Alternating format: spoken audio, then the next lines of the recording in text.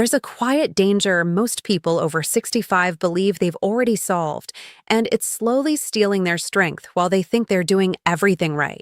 You wake up, you lace your shoes, you go for your daily walk, and you tell yourself, I'm taking care of my health. But what if I told you that for many people your age, walking alone is no longer enough to protect your body, and in some cases, it's quietly accelerating the very decline you're trying to avoid? Because I've seen it again and again. Patients who did everything they were told, who walked every single day, who stayed active, and yet, year by year, they became weaker, slower, more fragile. Until one day, something small, a misstep, a slight imbalance, a moment of fatigue changed everything. And that's why today, this isn't just advice. This is a warning. Welcome to Healthy Aging with Dr. Emily Carter. This is a space where we don't just talk about living longer. We talk about living stronger, sharper, and with dignity. If you're someone who wants to protect your independence, your energy, and your confidence as you age, then stay with me. And if you feel, even a little, that your body isn't what it used to be, consider subscribing, not for me, but for yourself. Because what you learn here might one day protect you in ways you can't yet see. Now, let's talk about something that feels almost uncomfortable to question: walking. For decades, walking has been presented as the golden solution. Simple, safe, effective. And yes, it is valuable.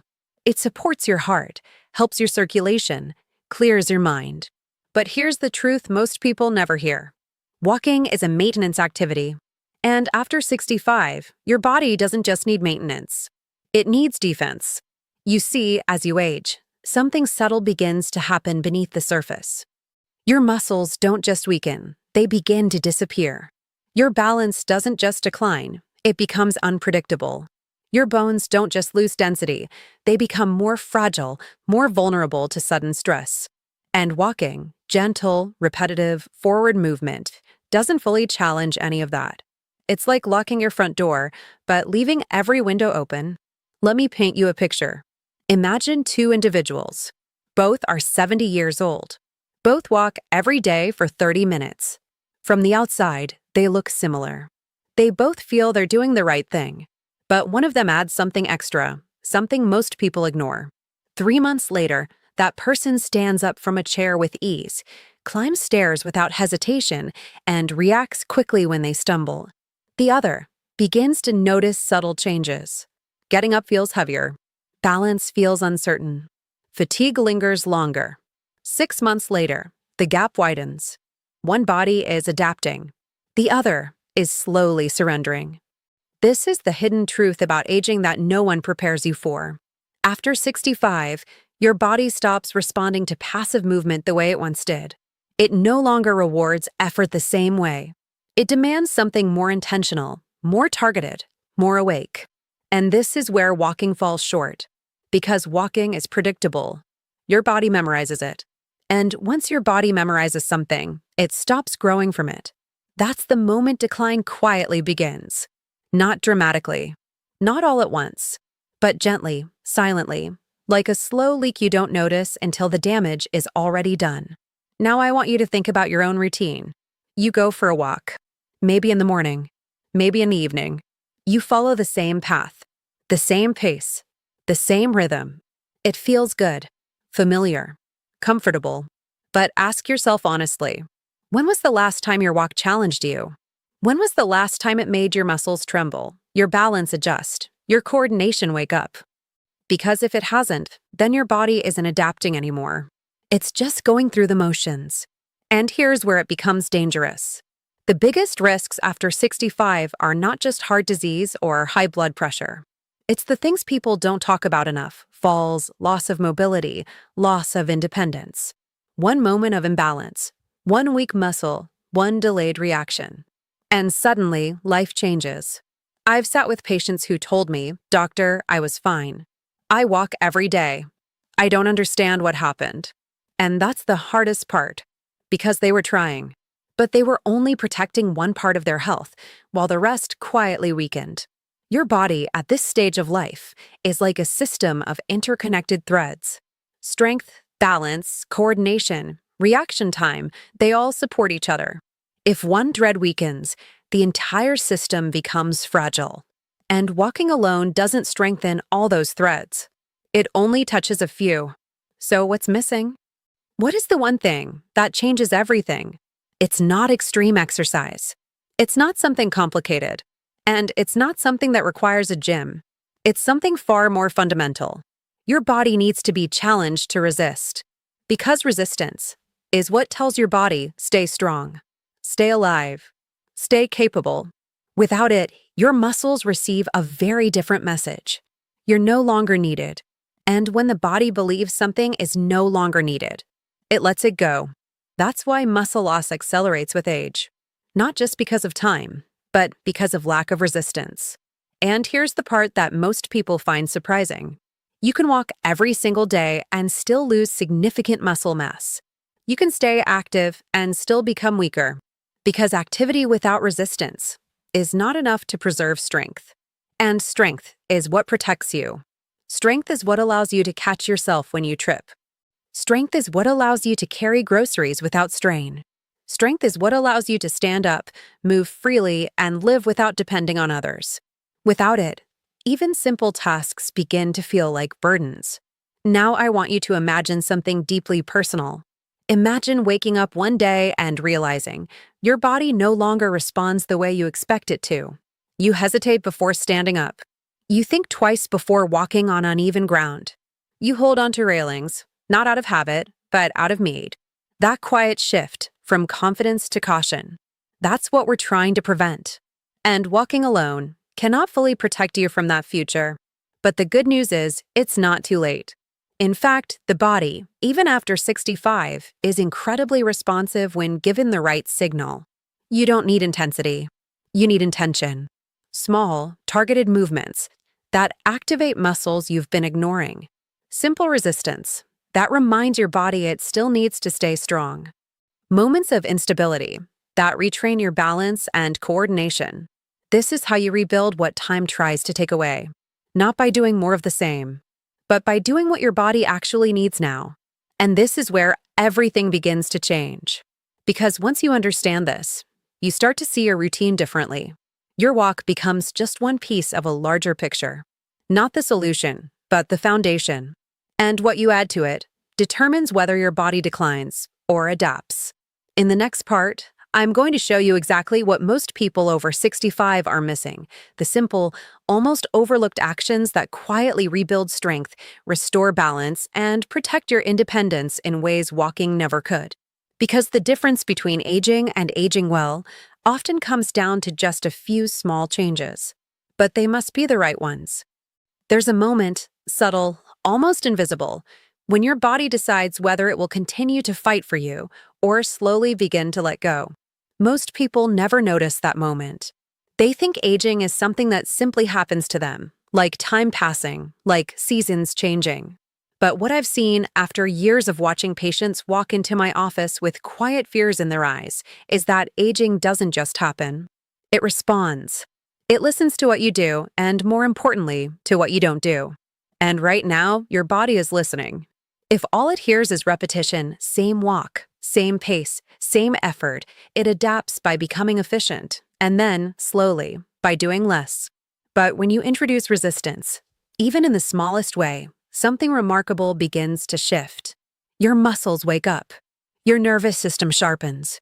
Your balance starts to relearn what it once knew. It's almost as if your body whispers back, "You still need me, so I'll stay strong for you." This is where most people make their first powerful change, and they don't even realize how life-altering it is. It begins with something so simple, it almost feels too small to matter. Standing up. Yes, standing up. But not just once. Not casually. Not mindlessly. I want you to picture this. You're sitting in your chair. Maybe after a meal. Maybe watching something on television. Normally, you would push yourself up using your hands, shifting your weight forward, making it easier. But this time, you don't.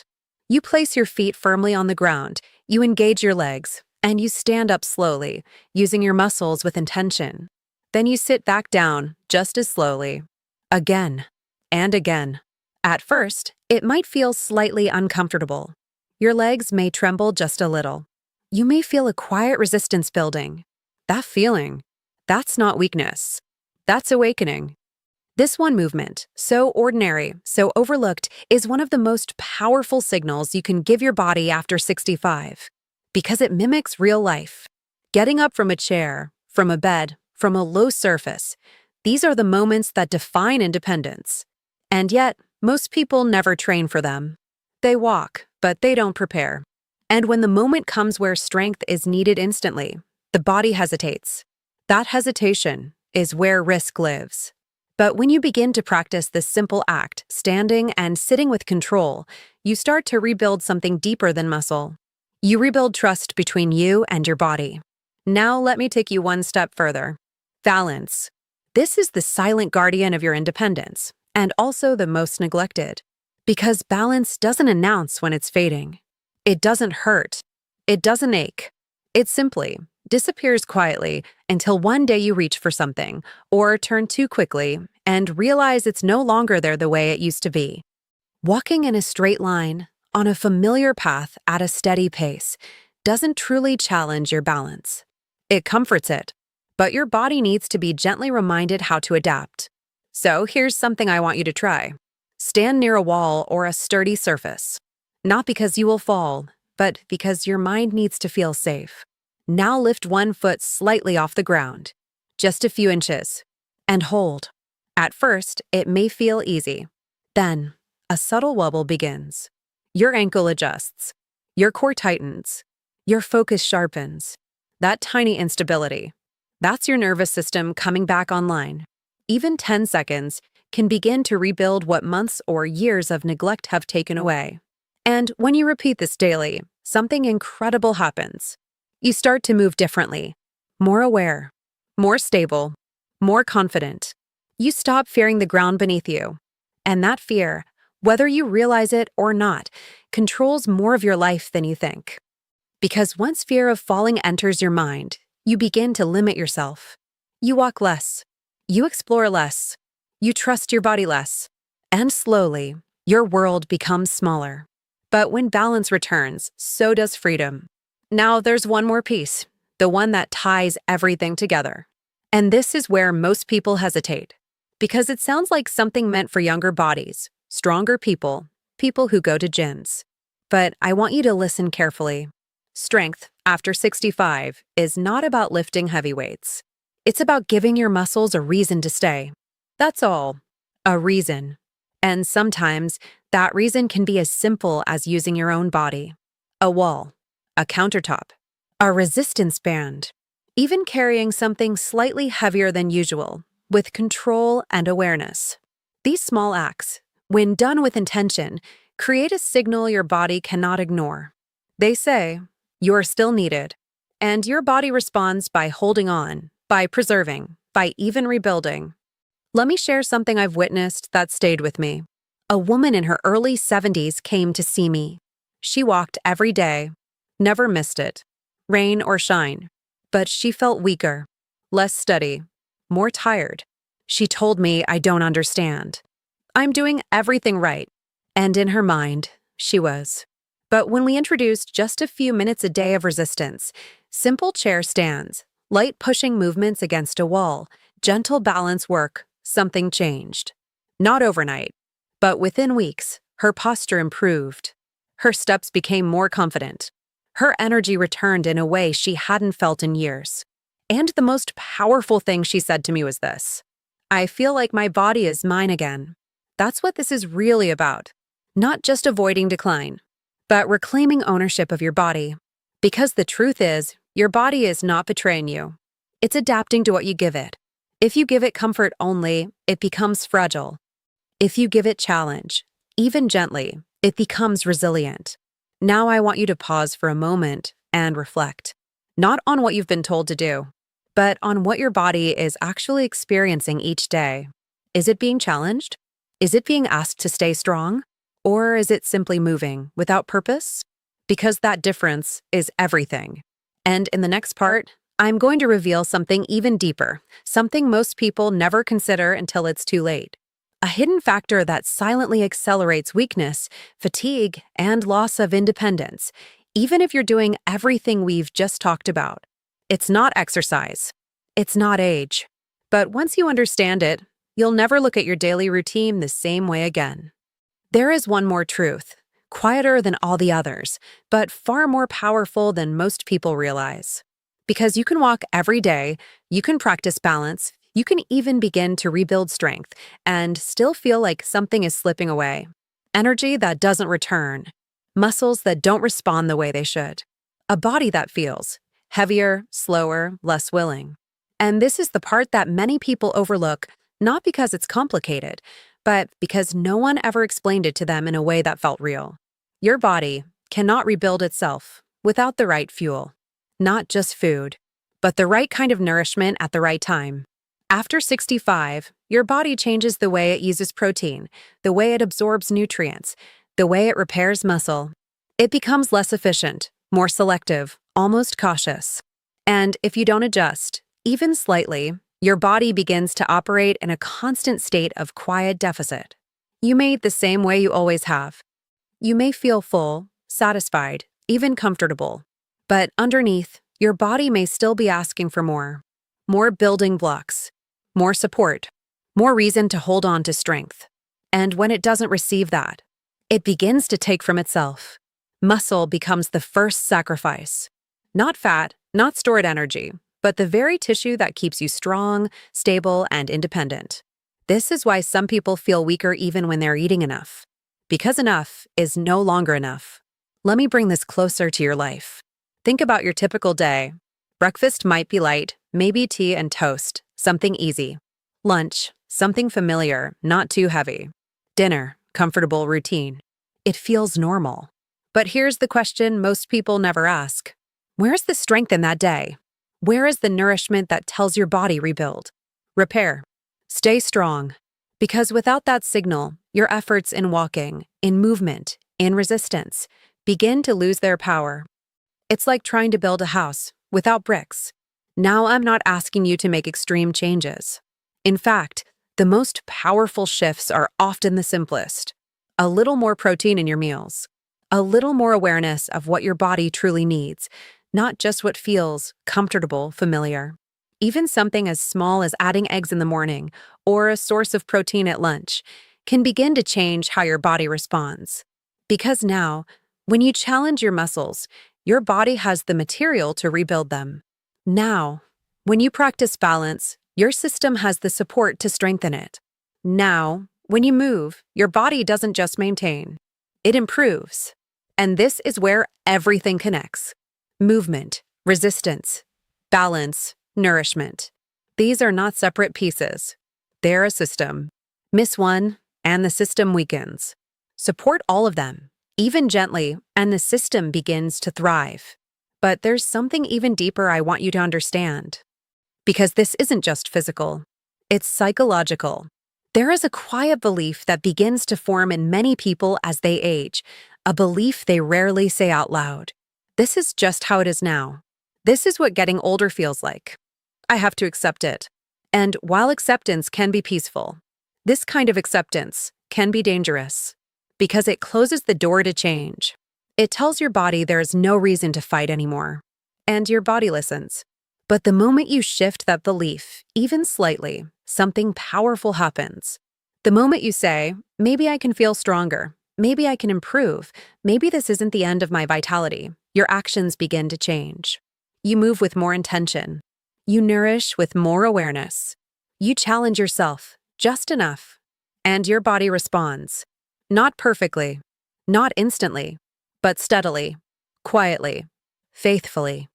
I've seen people in their 70s, their 80s, even beyond, transform not because they did something extreme, but because they stopped underestimating what their body was still capable of. They stopped settling, and they started listening to the signals, the fatigue, the weakness, the subtle changes, not with fear, but with curiosity. And that curiosity led them to small actions. Those small actions led to strength. And that strength gave them something many people lose without realizing it: control. Because at the end of the day, this is what you're protecting. Not just your muscles, not just your balance, but your independence. Your ability to live life on your terms, to move when you want, how you want, without hesitation, without fear. So the next time you go for your walk, I don't want you to stop. I want you to see it differently, not as the answer, but as the beginning, a foundation, something you build upon. Add a few moments of resistance, a few seconds of balance, a little more intention in how you move, how you eat, how you live.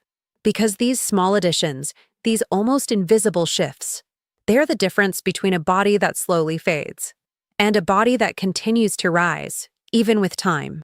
And one day, without even realizing when it happened, you'll stand up more easily, walk more confidently, feel stronger in ways that surprise you.